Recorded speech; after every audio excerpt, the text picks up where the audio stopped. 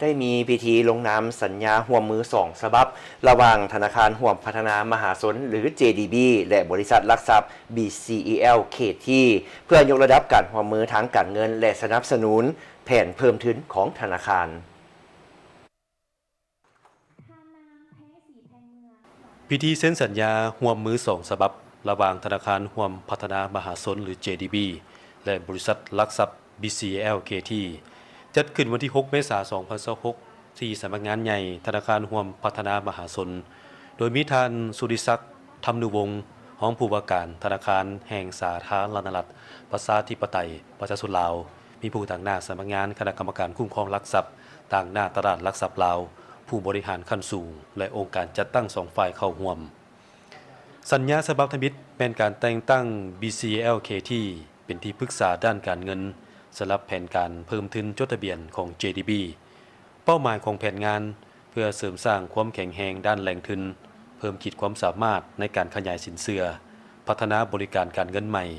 และรองรับการเติบโตของธนาคารในระยะยาวอิงตามข้อตกลงมาด้วยการเพิ่มทุนจดทะเบียนและเงินลงทุน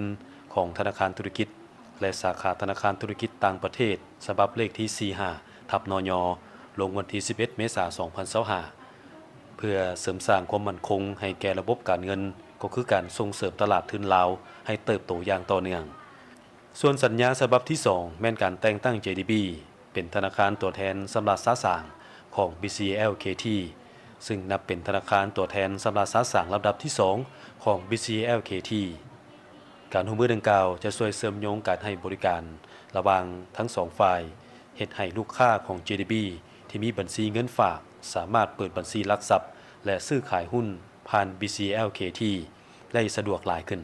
เพื่อเป็นการขยายฐานผู้ลงทุนในตลาดทุนลาวให้กว้างขวางภายหลัง JDB เป็นธนาคารตัวแทนสำหรับสร้างของ BCLKT มีแผนพัฒนาระบบการซื้อขายหุ้นผ่านมือถือเพื่อสร้างความสะดวกสบายให้แก่ผู้ลงทุนที่มีบัญชีเงินฝากนำธนาคารร่วมพัฒนามหาชนหรือ JDB ในการซื้อขายหุ้นโอกาสนี้ท่านสาคร ยอพันไซผู้อำนวยการธนาคาร JDB ได้ยกให้เห็นทิศทางการพัฒนาและความจำเป็นในการขยายฐานทุนในยุคที่ตลาดมีการเปลี่ยนแปลงอย่างว่องไวความคล่องตัวและความคืบหน้าและความน่าเชื่อถือแม่นปัจจัยที่สำคัญที่สุดการประสานสมทบระหว่างความเข้มแข็งด้านเวียกงานธนาคารของ JDB และความเชี่ยวชาญด้านหลักทรัพย์ของ BCLKT